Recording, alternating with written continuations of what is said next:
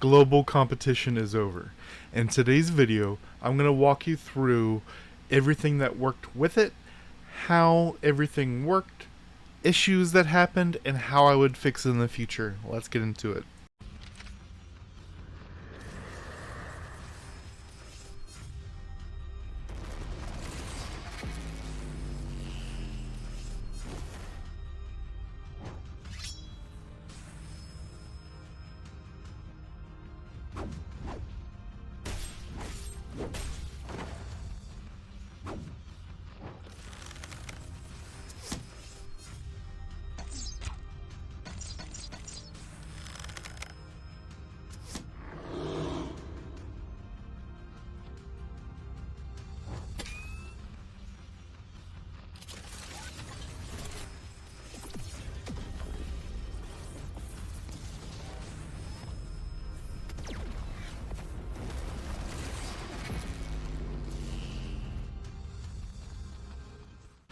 Alright guys, so as you see right here, Philippines won, US got second, and Indonesia got third.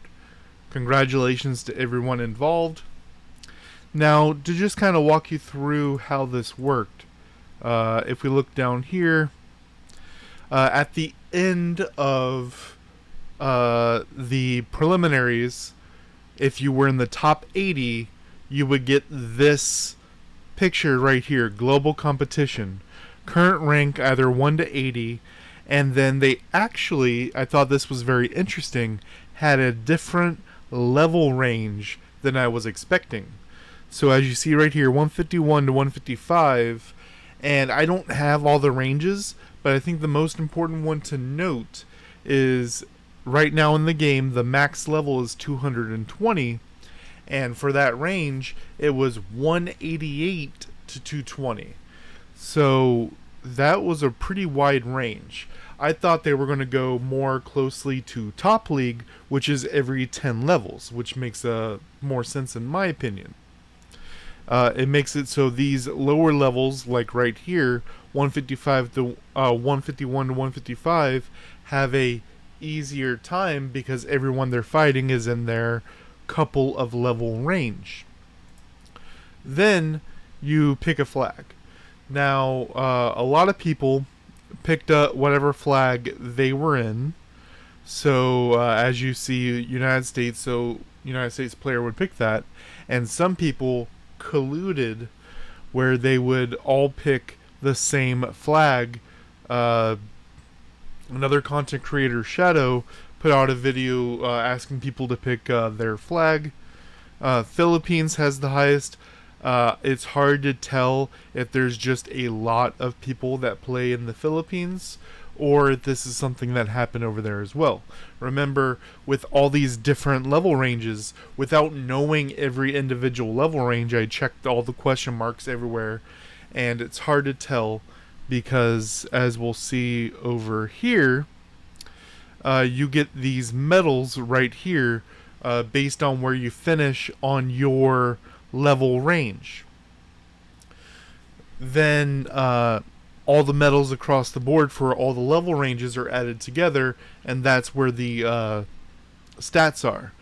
Right here, it shows that you could do 34 challenge tickets per day. It is an error. It will not let you. It'll let you do 30 a day.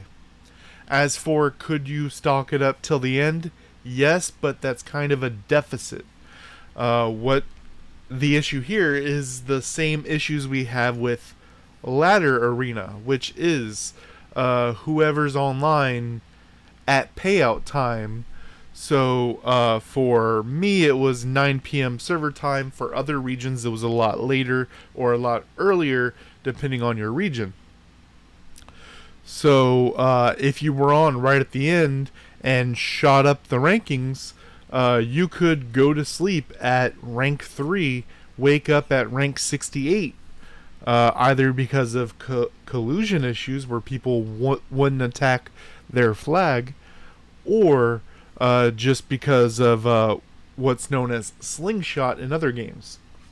It doesn't seem to happen in our game, but in other games how this worked is if I am attacking number 1 and I am number 3, for example. Let's say my match takes a while.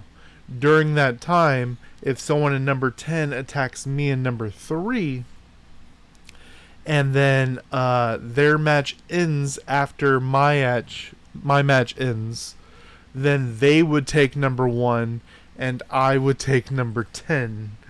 So that's a slingshot. You get slingshot back down because of when the matches are ending. That's not something that seems to happen in our game because it doesn't seem to allow you to attack someone who is busy. So that's nice. This was also a very interesting thing that happened in the game. So for every day of the 7 days, there would be a random number ranking, lucky ranking, and if you ended the day on one of those numbers, you got 300 seeds, effectively 2 summons. So if you did the whole 7 days, that's 14 summons, which as a free-to-play player, I mean, aiming for top 200, 196, just to get those extra 300 summon seeds might be the bet. I thought that was a very interesting thing for them to add. Now, the issues here are with the rankings. There's an additional issue I'll get into in a moment. So it sounded like the global rankings, so the flag, the top 3 flags were going to get the new mount and the title, but no. This is individual rankings, so you within your cluster of either 188 to 220, or as we showed before, 151 to 155, you would get it based on that. It's unclear if these are going to come back in some roulette or something, but this being what, if you were in the Philippines, and this being what you got for all your sapphires and stuff you put in, feels like a slap to the face. I feel like we don't get events like these often enough for this to matter. This should have been the regional rewards. Even if you want to get rid of the IO core IOs, even if it was just this stuff, the 4 right here, I think this would have been really, really nice. And like, what's the worst thing that happens, right? A free-to-play player gets 20x on the next banner. They need 120 to guarantee 1 copy of the unit as the pity. Sorry, 100 to get it as the pity, and 120 to get it as the virtual pity. So, I mean, they're not really losing anything, right? Now, for the changes I would like to see, there's a couple of things that people have talked about, right? One of them is the time frame, where for some people they had to be up at like 3 a.m. to get a proper reward. I would enjoy it if it was closer to their regular arena payout, which you can't it's really hard to do because people are in different regions, right? And the way that some people said would be an interesting way, which I agree, is there are 1, 2, 3, 4, 5, 6, 7. There are 7 regions, and it would be interesting if 2 or 3 of them were matched up based on their payout time. For example, EE, Eastern Europe, and EU, Europe, have 2 hours off of each other, I believe. Then you have SA, South America, and NA, North America, which are 1 hour apart from each other. So they're more closely together.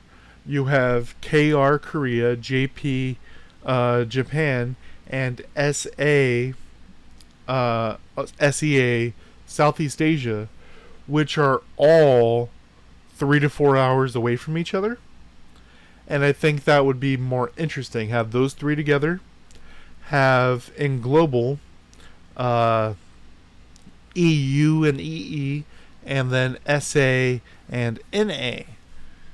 I think that would be really interesting. You would have three kind of things together. The other option here is to just make it daily payout based. So, at 9:55 p.m. your server time is when your points are accumulated. Now that could also be more collusion that I talked about before, where people kind of team up and let's say based on the time frames, EE gets their payout, then they stop competing. Then EU goes up the ranks because there's an agreement that they'll wait until after EE gets their payouts. Then they get their payouts. Then it goes back and forth like that through that system. Now, I don't think that would really work with how our game is set up, because it would just be people ending with the same amount of points. But I think those region-based ones would be more fair and more on the point. Now, what I do like that they did is they made it that you can't get points by fighting someone lower ranked than you. I like that versus our regular arena. You have to actually attack someone above to go up in rankings. I think if they do this kind of thing again, they can do that. That's fine. As for the level ranges, I think it should be more akin to Top League, where it's every 10 levels. So a level 188 person isn't fighting a level 220 person.